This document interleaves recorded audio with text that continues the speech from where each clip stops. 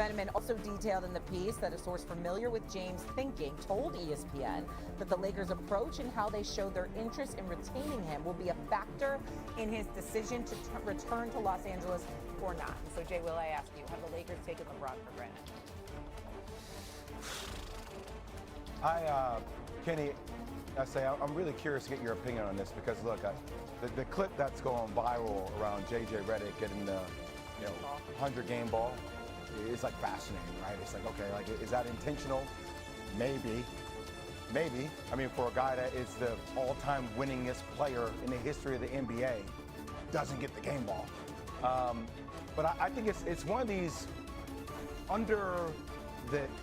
it's like an underrepresented problem I think that sometimes happens within the league. Kenny, I'm so fascinated to hear your perspective on this one too. I think a lot of times the public or people think that these problems are only driven because of the egos of the athlete. And a lot of times I had a great conversation with PJ Tucker the other day, and a lot of stuff is his. I'm not going to utilize names because it's his story to tell. And I've seen his accounts too. A lot of times within organizations, you do have favoritism. You do have moments where the organization doesn't know how to really control the pecking order or handle a lot of the noise being made around the players, whether it's team seats, whether it's LeBron James cookies, whether it's the Jaylen Brown, Jason Tatum situation where it's like, hey, the crowd may love it or the coach may say, this is Jason's team. Things happen throughout the course of the season, and what I would call it is a death by 1,000 cuts. There's so many things, like Kenny, you're one of the most aware dudes on the planet, especially within a team. So there may have been teams where you may have to bow down because you recognize where the pecking order exists. But if you feel like you're on the same level as somebody and you come in and you see those 1,000 cuts, small cuts by the organization because you think you're as equal to your counterpart and not beneath, a lot of times that creates more distance and more controversy and more chaos. And to me, like, this is an example of that. I'm not saying you need to cater to every one of LeBron James's needs. I'm not saying that at all. But a lot of times we always put the onus on the player, and a lot of times it is on the organization as well to manage the egos and how they communicate that, because it does add up.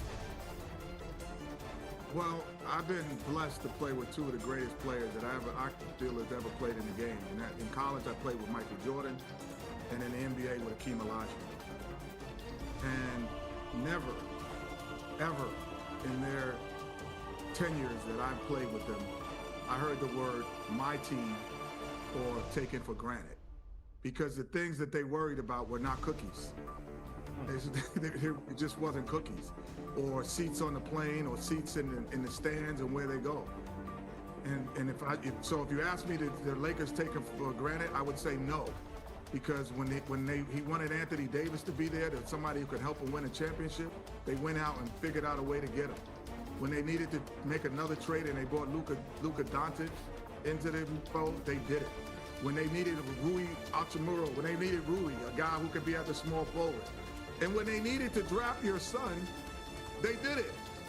So those are the things that make you take it for granted or not. Are you doing things to help me win championships? And so I would say, Rob Pelinka, he gets a lot of flack. However, he's made moves to always keep the team relevant. Because if Luka doesn't get hurt this year, they're possibly a team that could have contended for the Western Conference Finals. But that's how the guys I know who are the best players and generational players, that's how they look at the game. And they put that inside of the team. We never talked about parking passes. We never talked about seating. We talk about who are you bringing here to make this job easy, brother.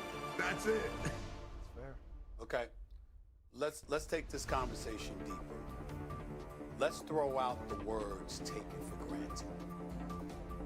And instead, let's incorporate the word respect and appreciation.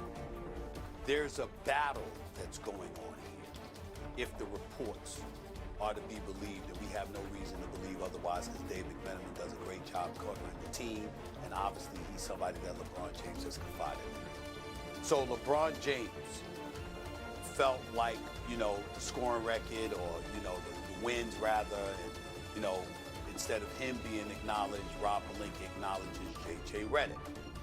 Fair enough. Forget Rob Pelinka. He doesn't really matter that much in this equation. Who matters is Genie Bus. Who matters are the Los Angeles Lakers.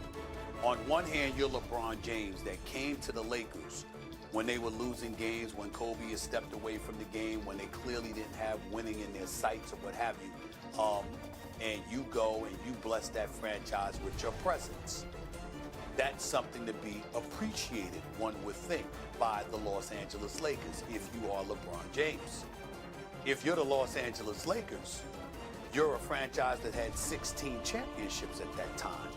He would ultimately deliver you a 17 with the championship in the bubble, but you have a history of having stars represent your franchise. And those stars never complain about your franchise, because if the Lakers pride themselves on one thing, is that they know how to treat their stars. They know how to make stars feel special. And so because of that, what they would say is, if there is a problem emanating from LeBron James and his camp, how could that possibly be on us when no other star ever complained about being a part of our franchise in terms of anything that we would elect to do or anything that we have done? Because we take care of our stars.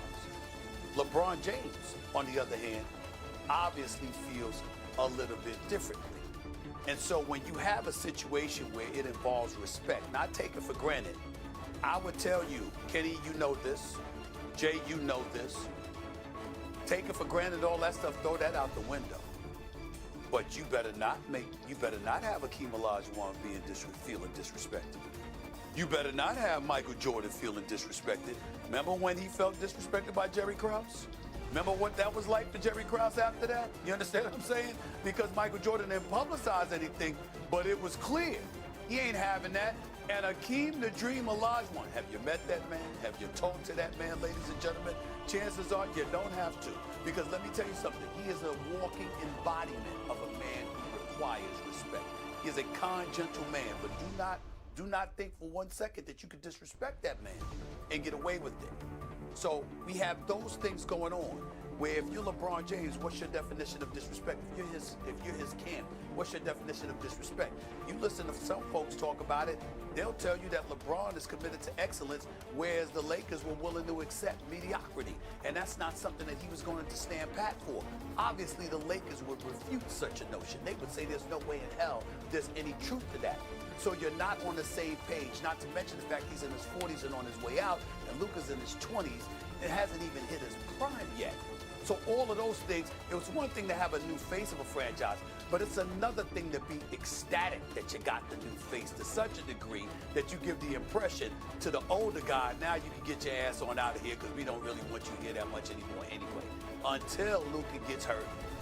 2 days later, after that incident in the locker room, and Austin Reeves goes down with his oblique injury, and suddenly you find yourself having to depend on this 41-year-old in his 23rd season, who just so happens to be one of the most well-conditioned athletes in the history of mankind. And oh, by the way, is clearly in better shape and healthier than the young dudes that you're supposed to be relying on. So there's arguments on both sides, but in the end, what it comes down to is this. As a basketball player and a champion, LeBron James, whether they want to admit it or not, is still needed by the Los Angeles Lakers. You still need him. You still need LeBron James, okay? Because Luka, as great as he is, hasn't shown you he can be relied upon health-wise. And Austin Reeves, with Luka, hasn't shown you that together they can win. And on top of it all, San Antonio's here, OKC is here, Minnesota is here, Houston's going to have a point guard next year. They'll be around. Denver is not going to just, descend into oblivion. It's not going to happen. What are you going to do if you're the Los Angeles Lakers? You got to figure it out.